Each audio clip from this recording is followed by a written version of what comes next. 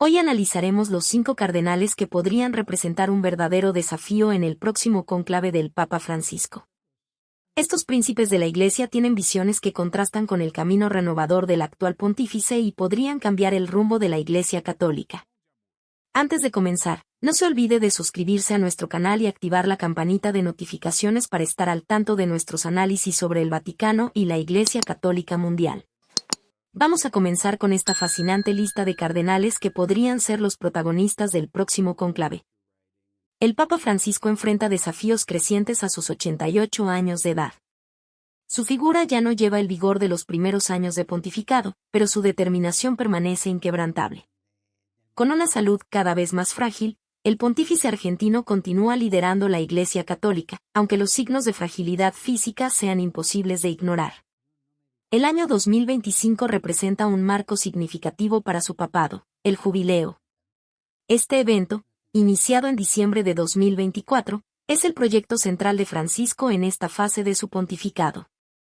El Año Santo, tradicionalmente un periodo de peregrinaciones intensas a Roma, coloca al Papa en el centro de la atención mundial, a pesar de su condición física limitada. Las hospitalizaciones se han convertido en una realidad recurrente en la rutina del Sumo Pontífice. Problemas respiratorios, que ya lo acompañan desde hace años, han exigido cuidados médicos frecuentes.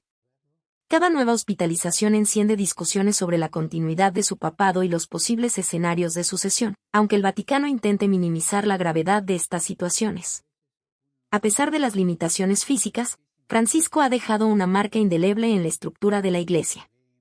En sus años de pontificado, ha nombrado 137 de los 252 cardenales que actualmente componen el Colegio Cardenalicio.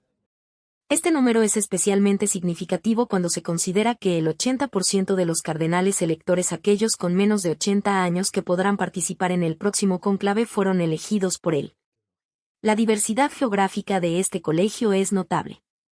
Representantes de 94 países diferentes forman un grupo más global que en cualquier otro momento de la historia de la Iglesia. Francisco rompió la tradición eurocéntrica al nombrar cardenales de regiones periféricas, dando voz a áreas antes marginadas en la jerarquía católica. Esta diversificación no es una mera cuestión demográfica, sino que refleja la visión eclesiológica de Francisco, una iglesia más cercana a las periferias existenciales y geográficas. Sin embargo, esta misma diversidad puede significar tensiones internas cuando llegue el momento del cónclave. Mientras Francisco conduce las celebraciones del Jubileo, moviéndose con dificultad pero con determinación inquebrantable, 5 figuras cardenalicias emergen como potenciales desafiantes a su herencia teológica y pastoral. Estos hombres, todos vestidos con el mismo rojo cardenalicio, llevan visiones drásticamente diferentes sobre el futuro de la Iglesia Católica.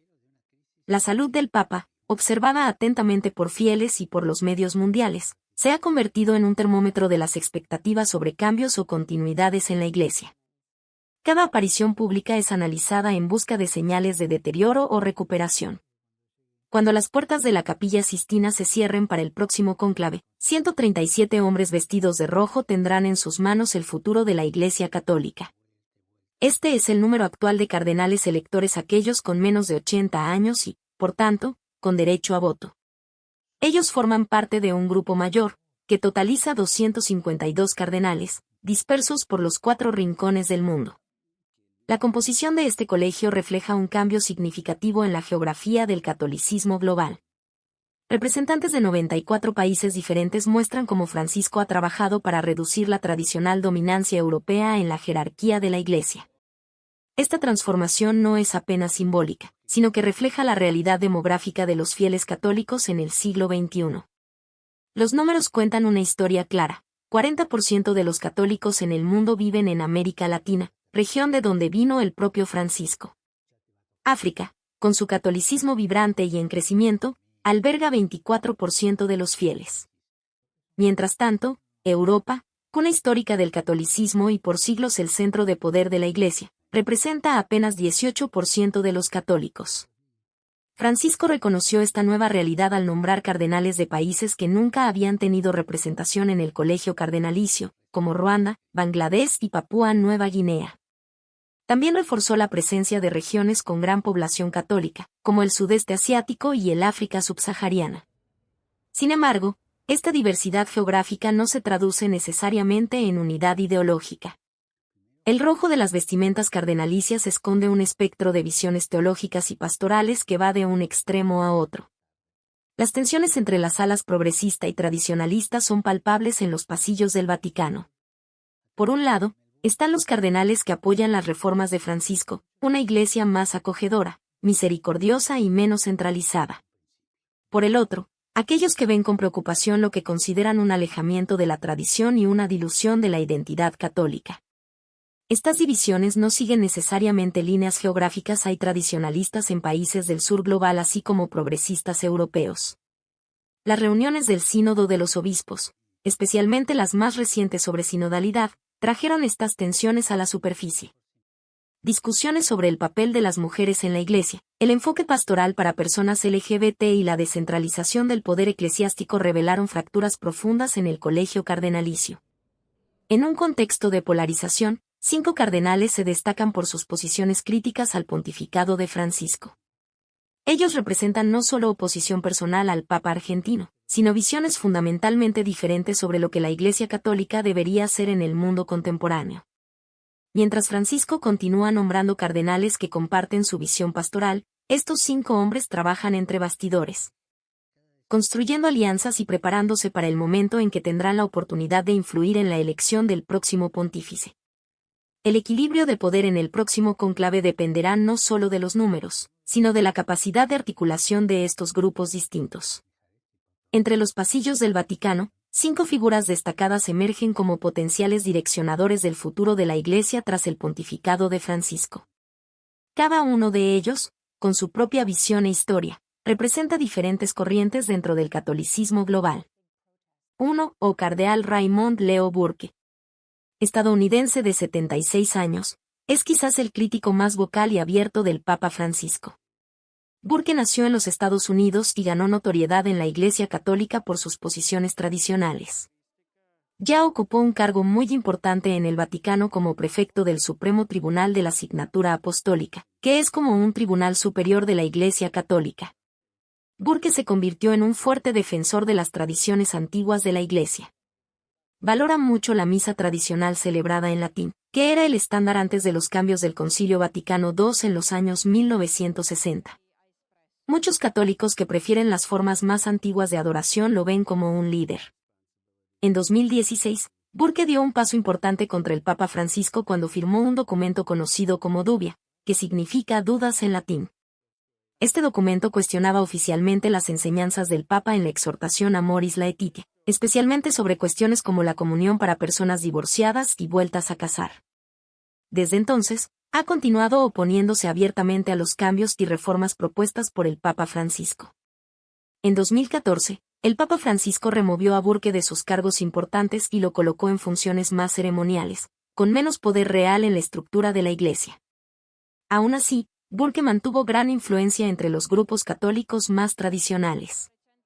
Muchos especialistas creen que, cuando llegue el momento de elegir un nuevo papa en el evento llamado conclave, Burke podrá tener un papel decisivo como kingmaker, es decir, alguien que no necesariamente se convierte en papa, pero que tiene poder para influenciar quién será elegido, ayudando a direccionar los votos de otros cardenales que comparten sus visiones tradicionales. 2. Cardenal Gerhard Ludwig Müller. Al lado del cardenal Burke en la línea conservadora está el alemán Gerhard Ludwig Müller, también de 76 años. Müller nació y creció en Alemania y, al igual que Burke, ocupa un lugar importante entre los líderes tradicionales de la Iglesia Católica. De 2012 a 2017, Müller trabajó como prefecto de la Congregación para la Doctrina de la Fe, que es un cargo muy importante en el Vaticano. Esta congregación tiene la tarea de proteger y defender las enseñanzas oficiales de la Iglesia. Es como si fuera el departamento que cuida para que la fe católica permanezca pura y sin cambios que puedan alterar sus principios fundamentales. Müller era, por tanto, como un guardián de la ortodoxia católica, es decir, de las enseñanzas correctas y tradicionales de la Iglesia. Sin embargo, cuando su mandato de 5 años terminó en 2017, el Papa Francisco decidió no renovar su posición, eligiendo a otra persona para el cargo. Esto fue visto por muchos como una señal de que había diferencias importantes entre la visión de Müller y la del Papa Francisco. El cardenal alemán tenía una relación cercana y de amistad con el Papa emérito Benedicto XVI, que fue papa antes de Francisco y falleció en 2022. Benedicto XVI también era alemán y conocido por sus posiciones más tradicionales, y Müller compartía muchas de sus ideas teológicas. En los últimos años, Müller ha criticado fuertemente el proceso de sinodalidad promovido por el Papa Francisco. Sinodalidad es un enfoque que busca escuchar más voces dentro de la Iglesia, incluyendo laicos y no solo obispos y cardenales, para tomar decisiones. Müller argumenta que este proceso puede poner en riesgo las verdades fundamentales de la fe católica. Él defiende que la doctrina tradicional, las enseñanzas oficiales de la Iglesia, debe ser más importante que los intentos de adaptar la Iglesia al mundo moderno y sus cambios culturales. Müller posee una formación teológica muy sólida, estudió profundamente la teología, que es el estudio sobre Dios y la religión. Su capacidad de defender las enseñanzas tradicionales con argumentos bien fundamentados lo hace una voz respetada e influyente dentro de la Iglesia, especialmente entre aquellos que valoran el mantenimiento de las tradiciones sin grandes cambios.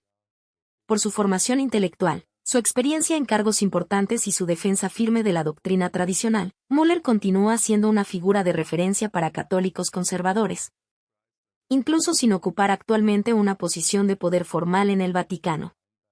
3. Cardenal Robert Sarah. De África viene el cardenal Robert Sarah, un hombre nacido en Guinea, un país de África Occidental. Actualmente con 79 años, él trae una perspectiva africana para el liderazgo de la Iglesia Católica. Sarah trabajó en un cargo muy importante en el Vaticano hasta 2021. Él fue prefecto de la Congregación para el Culto Divino, que es el departamento que cuida de las misas, ceremonias y oraciones oficiales de la Iglesia Católica en todo el mundo.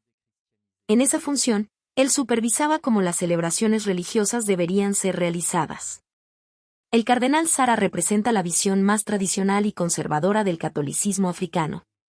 La Iglesia en África ha crecido mucho en los últimos años, ganando cada vez más fieles e importancia dentro del catolicismo mundial. En muchos países africanos, la fe católica tiende a ser practicada de forma más tradicional, con gran respeto por las enseñanzas antiguas de la Iglesia. Como otros cardenales conservadores, Sarah defiende fuertemente la liturgia tradicional. Él cree que las ceremonias religiosas deben seguir formatos antiguos y establecidos, que transmiten mejor la santidad y el misterio de la fe católica. Sarah también es conocido por criticar duramente lo que él llama de secularismo occidental, la tendencia de las sociedades occidentales Europa y América del Norte de alejarse de los valores religiosos tradicionales. Él frecuentemente alerta que esos cambios culturales pueden debilitar la fe y los valores morales. Su oposición más reciente y quizás más fuerte fue contra el documento llamado Fiducia Supplicans, publicado por el Vaticano en diciembre de 2023. Este documento permite que sacerdotes den bendiciones a parejas del mismo sexo, aunque no sea una aprobación formal del matrimonio entre personas del mismo sexo. Sarah se opuso públicamente a esta decisión, argumentando que ella contradice las enseñanzas tradicionales de la Iglesia sobre sexualidad y familia. Un detalle importante sobre el cardenal Sarah es que, conforme a las reglas de la Iglesia, él perderá su derecho a votar en la elección del próximo Papa cuando cumpla 80 años. Lo que ocurrirá en junio de 2025.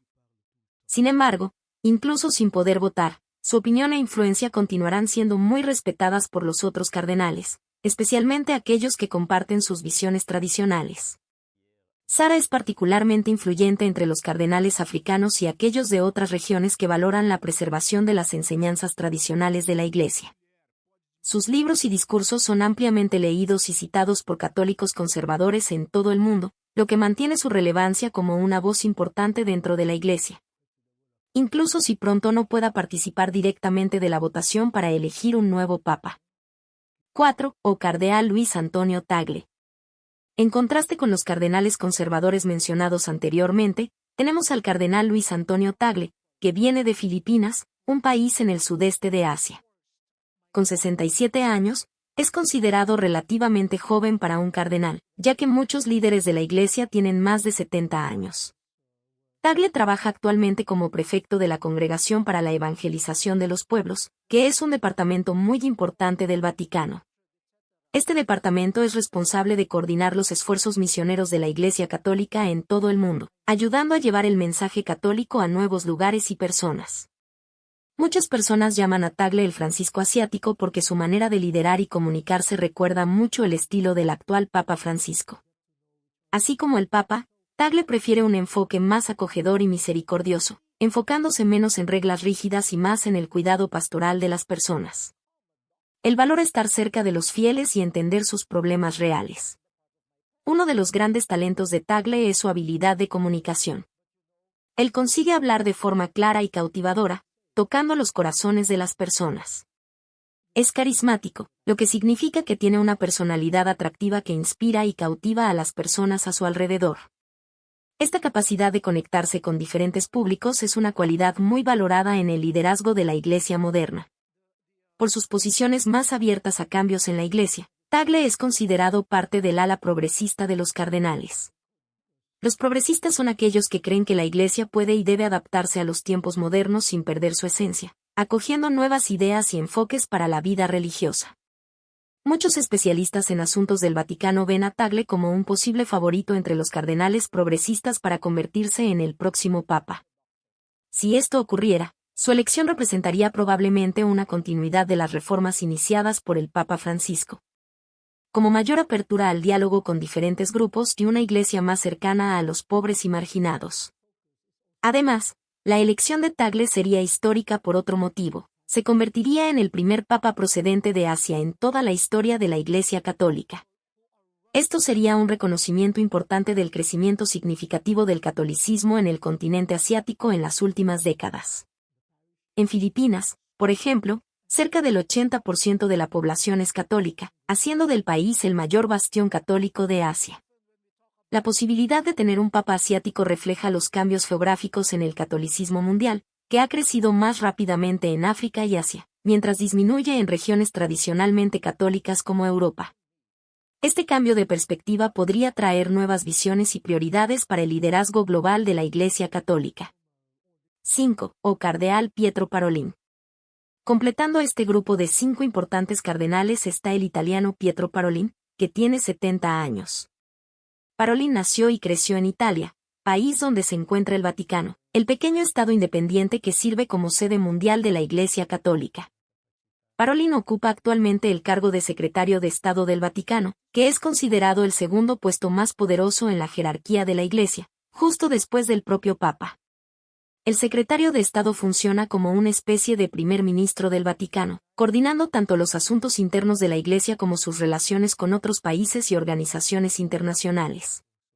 Pietro Parolin es un diplomático de carrera, lo que significa que pasó la mayor parte de su vida trabajando en las relaciones del Vaticano con otros países. Él tiene impresionantes 40 años de experiencia diplomática, habiendo servido en varias nunciaturas, que son como embajadas del Vaticano alrededor del mundo. Esta larga experiencia le ha dado un profundo conocimiento de política internacional y habilidades refinadas de negociación. Durante el papado de Francisco, Parolin fue el principal responsable de ejecutar la política externa del Vaticano. Él ayudó a diseñar e implementar varias iniciativas diplomáticas importantes, algunas de ellas bastante controvertidas. Un ejemplo notable fue el acuerdo histórico firmado entre el Vaticano y China en 2018 sobre el nombramiento de obispos católicos en territorio chino. Este acuerdo intentó resolver un problema antiguo. China quería controlar quién sería nombrado obispo, mientras que el Vaticano tradicionalmente reserva ese derecho para sí. El acuerdo generó críticas de muchos católicos, especialmente los más conservadores, que creen que dio muchas concesiones al gobierno chino. Muchos observadores del Vaticano ven a Parolin como un candidato de consenso para el próximo Papa. Esto significa que él podría ser aceptable tanto para cardenales más conservadores como para los más progresistas, por no ser visto como radical en ninguna dirección. Él es considerado moderado en sus posiciones teológicas y pragmático en su enfoque de problemas, buscando soluciones prácticas en vez de aferrarse rígidamente a principios ideológicos. Una de las grandes fortalezas de Parolin es su habilidad de mantener buenas relaciones con diferentes grupos. Dentro del Vaticano, él tiene buena relación con la Curia Romana, el conjunto de departamentos administrativos que ayudan al Papa a gobernar la Iglesia. Al mismo tiempo, Él es respetado por diplomáticos y líderes políticos internacionales debido a su competencia y enfoque equilibrado. Esta capacidad de navegar entre diferentes facciones e intereses podría hacer de Parolin una elección conciliadora en un futuro cónclave, la reunión de cardenales para elegir un nuevo papa. En un momento en que la Iglesia parece dividida entre progresistas que desean más cambios y conservadores que prefieren mantener las tradiciones, alguien con la habilidad de Parolin para construir puentes podría ser visto como una opción segura para liderar la Iglesia. Si fuera elegido como papa, Parolin probablemente continuaría algunas de las reformas de Francisco, pero tal vez de forma más cautelosa y gradual, buscando no alienar a ningún grupo dentro de la Iglesia. Su experiencia diplomática también podría ser valiosa para administrar los desafíos que la Iglesia Católica enfrenta en diferentes partes del mundo. Mientras los cardenales se posicionan entre bastidores, la Iglesia Católica enfrenta desafíos que definirán su futuro.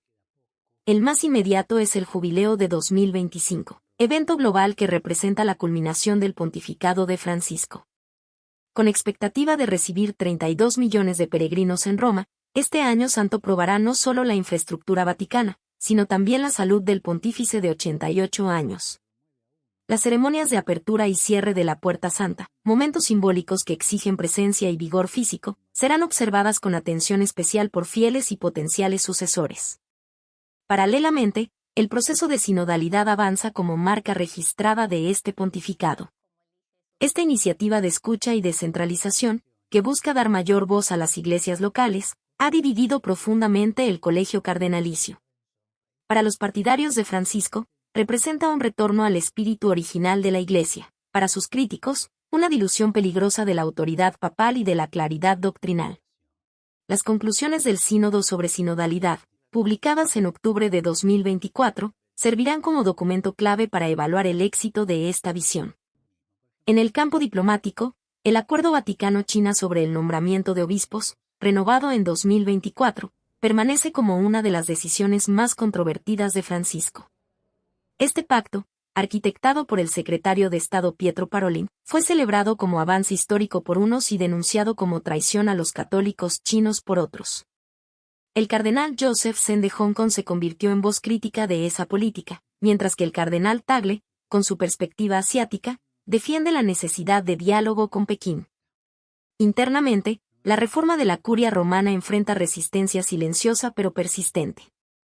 A pesar de los esfuerzos de Francisco para internacionalizar la administración vaticana, continúa dominada por prelados italianos que preservan tradiciones centenarias de funcionamiento.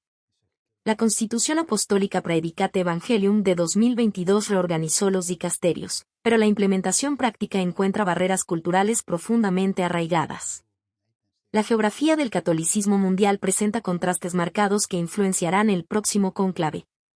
Mientras la fe católica experimenta crecimiento vigoroso en África y partes de Asia, Europa vive un declive constante.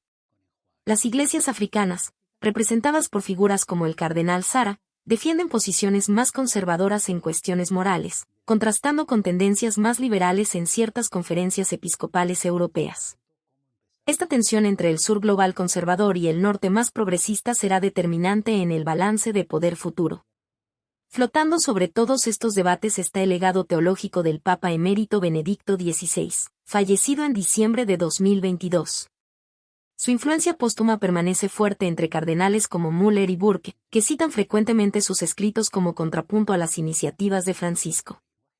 La hermenéutica de la continuidad defendida por Benedicto XVI, la idea de que las reformas deben siempre respetar la tradición, se ha convertido en bandera para aquellos que consideran que el actual pontificado ha roto con elementos esenciales de la identidad católica. Estos temas entrelazados formarán el telón de fondo de las discusiones que ocurrirán cuando los cardenales se reúnan en la Capilla Sistina para elegir un nuevo líder. En el horizonte del próximo cónclave, 5 grandes cuestiones flotan sobre la Iglesia Católica, cada una representando una encrucijada que definirá el camino a seguir tras el pontificado de Francisco. Estas tensiones fundamentales moldearán las discusiones entre los cardenales electores cuando llegue el momento de elegir un nuevo papa. La primera y más inmediata cuestión será la decisión entre continuidad o ruptura con las reformas implementadas por Francisco. 10 años de cambios han dejado marcas profundas en la estructura y en el enfoque pastoral de la Iglesia. Los cardenales tendrán que decidir si avanzan en esta dirección, consolidando estos cambios, o si optan por un retroceso estratégico, restaurando elementos que consideran esenciales de la tradición católica. Figuras como Tagle defienden la primera opción, mientras Burke y Müller simbolizan la resistencia conservadora. Íntimamente ligada a esta cuestión está el debate sobre centralización versus descentralización del poder eclesiástico. La sinodalidad promovida por Francisco representa un esfuerzo de distribuir autoridad a conferencias episcopales e iglesias locales.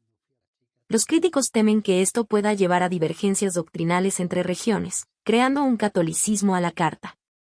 Los defensores argumentan que esta descentralización refleja mejor la diversidad cultural del catolicismo global y permite respuestas más adecuadas a realidades locales. La tensión entre tradición y adaptación a los tiempos modernos constituye el tercer eje de división. Esta no es una cuestión nueva, acompaña a la Iglesia desde hace siglos, pero ha ganado contornos más nítidos en el pontificado actual. Mientras Francisco enfatiza la necesidad de una Iglesia en salida que dialoga con el mundo contemporáneo. Voces como la del cardenal Sara alertan contra el riesgo de diluir la identidad católica al acomodarse a valores seculares. Esta tensión se manifiesta en cuestiones como el lenguaje litúrgico, enfoques pastorales a divorciados vueltos a casar y actitudes en relación a las comunidades LGBT. La cuestión de la influencia de las periferias versus el dominio europeo representa la cuarta dimensión de este debate. Francisco, primer papa del hemisferio sur, trajo al centro las voces de las periferias existenciales y geográficas del catolicismo. El próximo cónclave probará si este cambio de eje será duradero o si el poder eclesiástico gravitará nuevamente hacia su centro histórico europeo. La presencia de cardenales como Tagle hacia Sara África simboliza esta nueva realidad geopolítica dentro de la Iglesia. Finalmente, la tensión entre enfoque pastoral y rigor doctrinario permanece como cuestión definitoria. El estilo de Francisco, que prioriza la misericordia pastoral sobre la aplicación estricta de las normas, ha encontrado resistencia entre aquellos que temen una relativización de la verdad católica. Esta divergencia de visiones se manifiesta en temas como la comunión para divorciados en segunda unión, bendiciones para parejas del mismo sexo y enfoques al diálogo interreligioso. Estas 5 tensiones no representan apenas debates teóricos, sino que definen visiones fundamentalmente diferentes sobre lo que la Iglesia católica debe ser en el siglo XXI. Cuando los cardenales entren en la Capilla Sistina, estas cuestiones estarán en el centro de sus reflexiones y oraciones. Y estos fueron los 5 cardenales que podrían desafiar el legado del Papa Francisco en el próximo cónclave. Como pudimos ver, cada uno de ellos representa una visión diferente sobre el futuro de la Iglesia católica, con posicionamientos que podrían revertir o consolidar los cambios implementados por el actual pontífice. ¿Qué piensa usted? ¿Cuál de estos cardenales tiene más posibilidades de suceder al Papa Francisco? Deje su comentario abajo y continuemos esta discusión. Si le gustó este contenido, no se olvide de dejar su like, compartir este video con amigos interesados en este tema y, claro, suscribirse al canal en caso de que aún no lo haya hecho. Active también la campanita de notificaciones para no perderse nuestros próximos videos sobre el Vaticano y la Iglesia Católica.